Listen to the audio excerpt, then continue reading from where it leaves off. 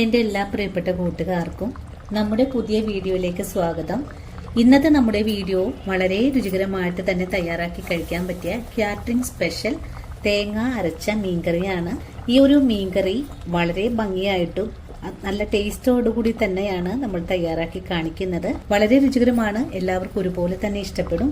അതുപോലെ തയ്യാറാക്കിയെടുക്കാൻ ഒരു ബുദ്ധിമുട്ടും ഇല്ല. അപ്പോൾ നമ്മൾ ഹോട്ടലിൽ നിന്നും കാറ്ററിംഗ് സദ്യകളിൽ നിന്നൊക്കെ നമ്മൾ ഓർഡറായിട്ട് കിട്ടുന്ന കറികളൊക്കെ കഴിക്കുമ്പോൾ ഇത് എങ്ങനെയാണ് നിങ്ങൾ തയ്യാറാക്കിയതെന്ന് ഇനി ആരോടും ചോദിക്കേണ്ട ആവശ്യമൊന്നും തന്നെ ഇല്ല. വളരെ പെർഫെക്റ്റ് ആയിട്ട് നമുക്ക് തന്നെ വീട്ടിലുണ്ടാക്കാം. ഇനിയിപ്പോ നമ്മുടെ വീഡിയോസ് ഒക്കെ കണ്ട് കാറ്ററിംഗ് തുടങ്ങിയ എന്റെ കൂട്ടുകാര് ഈ ഒരു രീതിയിലൊക്കെ തയ്യാറാക്കി നിങ്ങൾ സെർവ് ചെയ്യാൻ പറ്റുന്നതുമാണ്. നിങ്ങൾക്ക് ഈ ഒരു വീഡിയോ കണ്ടിട്ട് നല്ല രീതിയിൽ തന്നെ തയ്യാറാക്കി കൊടുക്കാനും സാധിക്കും. അപ്പൊ നോക്കാം എങ്ങനെയാണ് നല്ലൊരു കാറ്ററിംഗ് സ്പെഷ്യൽ തേങ്ങ അരച്ച മീൻകറി തയ്യാറാക്കി എടുക്കുന്നതെന്ന്.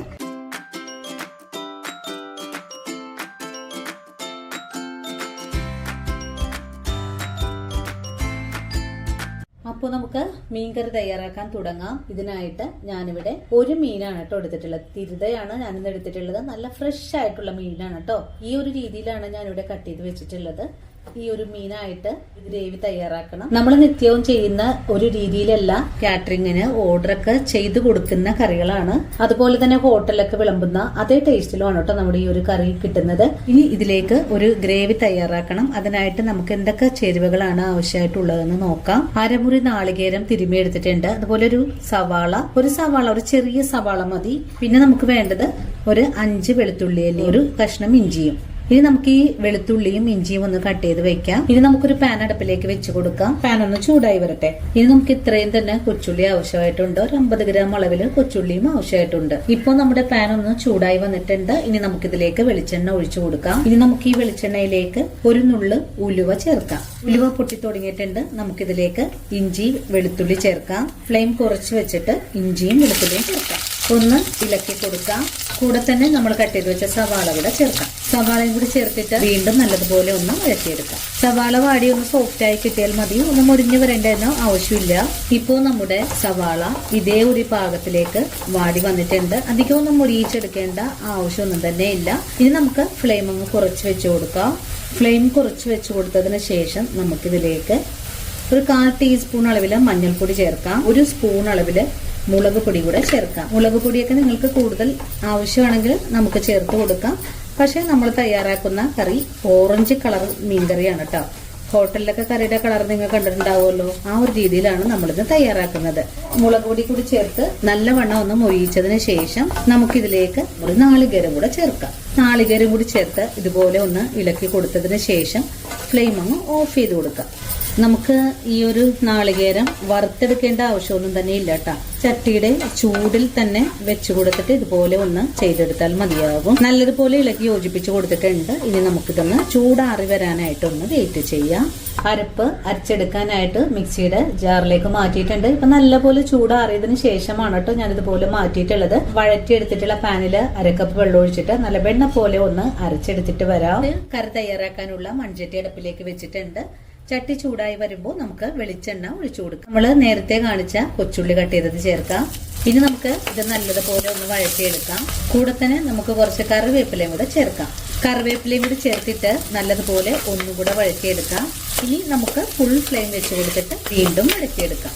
കൊച്ചുള്ളി ഈ ഒരു രീതിയിൽ വാടിക്കഴിഞ്ഞാൽ നമുക്കിതിലേക്ക് ഒരു ടീസ്പൂൺ അളവില് കാശ്മീരി മുളക് പൊടി ചേർക്കാം. കാശ്മീരി മുളക് പൊടിയും കൂടി ചേർത്തിട്ട് നല്ലവണ്ണം ഒന്ന് വഴറ്റിയെടുക്കാം. മുളക് പൊടി നന്നായിട്ട് വഴണ്ടു വന്നാല് പിന്നെ നമുക്കിതിലേക്ക് ഒരു തക്കാളി കട്ട് ചെയ്തത് ചേർക്കാം. തക്കാളിയും കൂടി ചേർത്ത് ഒന്നുകൂടെ വഴറ്റിയെടുക്കാം. നിങ്ങൾക്ക് കറിക്ക് മല്ലിപ്പൊടിയൊക്കെ ചേർക്കാൻ ഇഷ്ടമാണെങ്കിൽ ഈ ഒരു പാകമാകുമ്പോൾ ചേർത്ത് കൊടുക്കാവുന്നതാണ്. ഞാനിപ്പോൾ മല്ലിപ്പൊടി ഒന്നും തന്നെ ചേർക്കുന്നില്ല. ഇനി വീണ്ടും നല്ലതുപോലെ ഒന്ന് വഴറ്റിയെടുക്കുവാണ്. തക്കാളിയിലേക്ക് കറിക്ക് ആവശ്യമായ ഉപ്പ് കൂടെ ചേർത്ത് കൊടുക്കാം. ഉപ്പും ചേർത്ത് കൊടുത്തിട്ട് നല്ലതുപോലെ ഒന്നുകൂടെ വഴറ്റിയെടുക്കാം. ഇപ്പോൾ നമ്മുടെ തക്കാളി ഇതേ ഒരു രീതിയിലൊന്ന് വഴണ്ട് വന്നിട്ടുണ്ട്. നമ്മളിപ്പോൾ 1 മിനിറ്റ് മാത്രമാണ് വഴറ്റിയെടുത്തിട്ടുള്ളത്. ഈ സമയത്ത് ഇതേ രീതിയിൽ അരപ്പ് അരച്ചു വെച്ചിട്ടുണ്ട്. അരപ്പ് ഈ ഒരു സമയത്ത് കറിയിലേക്ക് ചേർക്കാം. ഇനി അരപ്പും കൂടി ചേർത്തിട്ട് ഇതുപോലെ ഒന്നുകൂടെ വഴറ്റിയെടുക്കാം. അപ്പൊ ഈ ഒരു വീഡിയോ കണ്ടിട്ട് നിങ്ങൾ എല്ലാവരും ഇതുപോലെ ഒന്ന് തയ്യാറാക്കി നോക്കണം കേട്ടോ. വളരെ ടേസ്റ്റ് ആണ്. ഒരിക്കലും ഉണ്ടാക്കി നോക്കിയാൽ നിങ്ങൾ എല്ലാവരും ഇതേ രീതിയിൽ തന്നെ ഇനി കറി തയ്യാറാക്കി എടുക്കൂ. അപ്പൊ ഇതുപോലെ ഒന്ന് ഇളക്കി യോജിപ്പിച്ച് കൊടുക്കണം. അതിനുശേഷം മിക്സിയുടെ ജാറ് കഴുകിയിട്ട് കുറച്ച് വെള്ളം കൂടെ ഒഴിച്ചു കൊടുക്കണം. കണ്ടോ, നല്ല വെണ്ണ പോലെ തന്നെയാണ് നമ്മൾ അരച്ചെടുത്തിട്ടുള്ളത്. മിക്സിയുടെ ജാറ് കഴുകിയിട്ട് വെള്ളം ഒഴിച്ചു കൊടുക്കാം. ഞാനിപ്പോ 1 കപ്പ് വെള്ളമാണ് ഒഴിച്ചു കൊടുക്കുന്നത്. നല്ല കട്ടിയായിട്ടുള്ള ചാറാണെങ്കിൽ അതേ രീതിയിലുള്ള വെള്ളം നിങ്ങൾ ഒഴിച്ചു കൊടുത്താൽ മതി. കുറച്ചും കൂടെ ലൂസായിട്ടാണ് കറി ആവശ്യമെങ്കിൽ അതുപോലെ വെള്ളം ചേർത്ത് കൊടുക്കാം. ഇനി നമുക്കിതിലേക്ക് മീൻ ആവശ്യമായ കുടംപുളി ചേർക്കാം. ഞാനിപ്പോൾ ഒരു 3 കഷ്ണം കുടംപുളിയാണ് നേരത്തെ തന്നെ വെള്ളത്തിലിട്ട് വെച്ചിട്ടുള്ളതാണ്. ഇതുകൂടി ചേർത്തിട്ട് വീണ്ടും നല്ലതുപോലെ ഒന്ന് ഇളക്കി തിളപ്പിച്ചെടുക്കാം. കറി തിളക്കുന്നത് വരെയും ഇളക്കി കൊടുക്കണം, അല്ലെങ്കിൽ നമ്മുടെ മീൻകറിയുടെ തേങ്ങ അരപ്പൊക്കെ ഒന്ന് പിരിഞ്ഞു പോവാൻ സാധ്യതയുണ്ട്. അപ്പോൾ എന്നും വീഡിയോയിൽ കൂടെ പറയുന്ന കാര്യമാണ്, കറി തിളക്കുന്നത് വരെയും ഇളക്കി കൊടുക്കണമെന്ന്. അങ്ങനെ നമ്മുടെ കറി ഇപ്പോൾ തിളച്ചുകൊണ്ടിരിക്കുവാണ്. നല്ലവണ്ണം വെട്ടി തിളച്ച് ഒന്ന് ചെറുതായിട്ടൊക്കെ ഒന്ന് കുറുകി വരണം. അല്ലാതെ ഇങ്ങനെ തിളക്കുമ്പോൾ തന്നെ നിങ്ങൾ ആരും മീൻ ചേർത്ത് കൊടുക്കരുത്. അങ്ങനെ വരുമ്പോൾ ഒരുപാട് തിളച്ച് നമ്മുടെ മീൻ കഷ്ണങ്ങൾ പൊടിഞ്ഞു പോകാൻ വളരെ സാധ്യത കൂടുതലാണ്. അതുകൊണ്ട് നല്ലതുപോലെ തിളച്ചൊന്ന് കുറുകി വരണം. ആ ഒരു സമയത്താണ് നമുക്ക് മീൻ കഷ്ണങ്ങൾ ചേർക്കേണ്ടത്. ഇപ്പൊ നിങ്ങൾക്ക് കാണാലോ, നമ്മുടെ കറിയുടെ ഗ്രേവിക്ക് നല്ല കളറാണ്, നല്ല ഓറഞ്ച് കളറാണ് കേട്ടോ. ഓറഞ്ച് കളറിലുള്ള ഹോട്ടൽ രുചിയിലുള്ള മീൻകറി കഴിക്കാനായിട്ട് ഇനി നിങ്ങൾക്ക് എല്ലാവർക്കും വീട്ടിൽ വളരെ സിമ്പിളായിട്ട് തയ്യാറാക്കാൻ പറ്റുന്നതാണെന്ന് മനസ്സിലായല്ലോ. ഇപ്പോൾ നമ്മുടെ കറി ഒന്ന് തിളച്ചു തുടങ്ങിയിട്ടുണ്ട്. ഒന്നുകൂടെ വെട്ടി തിളച്ച് വരുമ്പോഴേക്കും നമുക്ക് ഫ്ലെയിം അങ്ങ് സിമ്മിലേക്ക് വെച്ച് കൊടുത്തിട്ട് ഒരു 2 മിനിറ്റ് നേരം ചെറിയ തീയിൽ വെച്ചിട്ട് ഈ അരപ്പൊക്കെ ഒന്ന് വേവിച്ചെടുക്കാം. അങ്ങനെ നമ്മുടെ കറി നല്ല പോലെ വെട്ടി തിളച്ചുകൊണ്ടിരിക്കുവാണ്. നമുക്ക് കറിയിലേക്ക് ഒരു 3 പച്ചമുളക് ചേർക്കാം കേട്ടോ. പച്ചമുളകൊക്കെ നിങ്ങളുടെ എരിവിന് ആവശ്യമായ ചേർക്കാവുന്നതാണ്. ഞാനിപ്പോൾ ഒരു 3 എണ്ണം മാത്രമാണ് ചേർക്കുന്നത്. പച്ചമുളക് ചേർത്ത് കഴിഞ്ഞാൽ പിന്നെ നമുക്ക് ചെറിയ തീയിലേക്ക് ഫ്ലെയിം മാറ്റി വെച്ചിട്ട് ഒന്ന് മൂടി വെച്ചിട്ട് വേണം തിളപ്പിച്ചെടുക്കാനായിട്ട്. നമ്മുടെ കറിയൊന്നും പിരിഞ്ഞൊന്നും പോയിട്ടില്ല. നല്ല രീതിയിൽ തന്നെയാണ് നമ്മുടെ കറി ഇവിടെ ആയി കിട്ടിയിട്ടുള്ളത്. കറി ഒന്ന് മൂടി വെച്ച് കൊടുക്കാം. ഒരു 2 മിനിറ്റ് നേരം മാത്രം നമുക്ക് ഫ്ലെയിം സിമ്മിലാക്കിയിട്ട് ഒന്ന് മൂടി വെച്ച് കൊടുത്താൽ മതിയാകും. അപ്പോഴേക്കും നമ്മുടെ മീൻകറിയുടെ അരപ്പൊക്കെ നന്നായിട്ടൊന്ന് വെന്ത് കിട്ടും. അങ്ങനെ നമ്മുടെ മീൻകറിയുടെ അരപ്പ് 2 മിനിറ്റ് നേരം നമ്മൾ തിളപ്പിച്ചിട്ടുണ്ട്. ഇപ്പോൾ നമ്മുടെ കറി ഇതേ ഒരു കട്ടിയിലാണ് ഇവിടെ ആയി കിട്ടിയിട്ടുള്ളത്. ഇനി നമുക്ക് ഫ്ലെയിം അങ്ങ് കൂട്ടി വെച്ച് കൊടുക്കാം. ഫ്ലെയിം കൂട്ടി വെച്ച് കൊടുത്തതിന് ശേഷം മീൻ കഷ്ണങ്ങൾ കറിയിലേക്ക് ചേർക്കാം.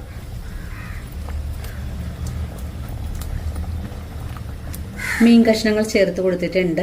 ഇനി തവി ഉപയോഗിച്ച് ചെറുതായിട്ടൊന്ന് ഇളക്കി കൊടുക്കാം. നന്നായിട്ട് തിളച്ചു വരേണ്ട താമസം മാത്രമേ ഉള്ളൂ.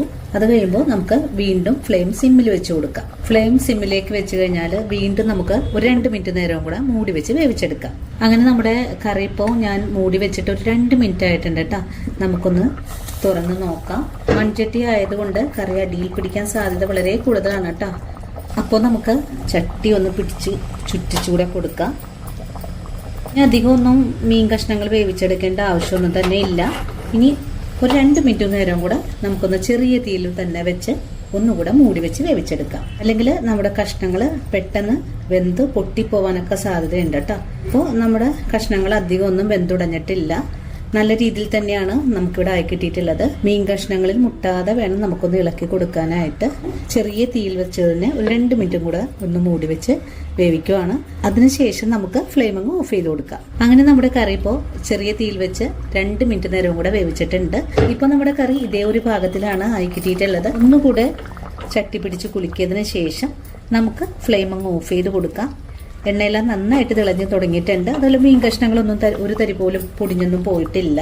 നമ്മൾ ഓരോ പ്ലേറ്റിലും സെർവ് ചെയ്യേണ്ടത് ഇതേ ഒരു രീതിയിലാണ്. അപ്പോൾ അതുകൊണ്ട് കഷ്ണങ്ങളൊന്നും പൊടിയാതെ തന്നെയാണ് നമ്മളിവിടെ വേവിച്ചെടുത്തിട്ടുള്ളത്. അപ്പോൾ എല്ലാവരും ഈ ഒരു വീഡിയോ കണ്ട് തയ്യാറാക്കി നോക്കണം. തയ്യാറാക്കി നോക്കുമ്പോൾ നിങ്ങൾക്ക് ഈ കറിയുടെ സ്വാദ് ഇഷ്ടപ്പെടുവാണെങ്കിൽ തീർച്ചയായിട്ടും നമ്മുടെ ചാനൽ ഒന്ന് ഫോളോ ചെയ്യാൻ മറക്കരുത് കേട്ടോ. അതുപോലെ വീഡിയോ കുറിച്ചുള്ള അഭിപ്രായങ്ങളെല്ലാം കമന്റ്സ് ആയിട്ട് അറിയിക്കാനും മറക്കരുത്. ചാനൽ ഫോളോ ചെയ്യാതെയാണ് വീഡിയോ കാണുന്നതെങ്കിൽ ചാനലൊന്ന് ഫോളോ ചെയ്യാൻ മറക്കല്ലേ. അതുപോലെ വീഡിയോ കുറിച്ചുള്ള അഭിപ്രായങ്ങളും കമന്റ്സ് ആയിട്ട് അറിയിക്കാനും മറക്കരുത്. ആദ്യമായിട്ട് നമ്മുടെ വീഡിയോസ് കാണുന്ന കൂട്ടുകാർ ആരെങ്കിലും ഉണ്ടെങ്കിൽ ചാനൽ ഫോളോ ചെയ്ത് നമ്മുടെ ഫാമിലിയിൽ മെമ്പറാകാൻ മറക്കല്ലേ. അതുപോലെ നിങ്ങൾ ഈ വീഡിയോ കണ്ട് ട്രൈ ചെയ്ത് നോക്കുമ്പോൾ റെസിപ്പിയുടെ സ്വാദ് ഇഷ്ടപ്പെടുവാണെങ്കിൽ നിങ്ങൾക്ക് കിട്ടിയ ഈ ഒരു അറിവ് നിങ്ങളുടെ കൂട്ടുകാരിലേക്കൊന്ന് ഷെയർ ചെയ്ത് കൊടുക്കാനും മറക്കരുത് കേട്ടോ. അപ്പോൾ ഇനിയും നല്ലൊരു വീഡിയോ ആയിട്ട് നാളെ ഓടിയെത്താം. അതുവരെ ഒത്തിരി സ്നേഹത്തോടെ വീണ്ടും കാണാം.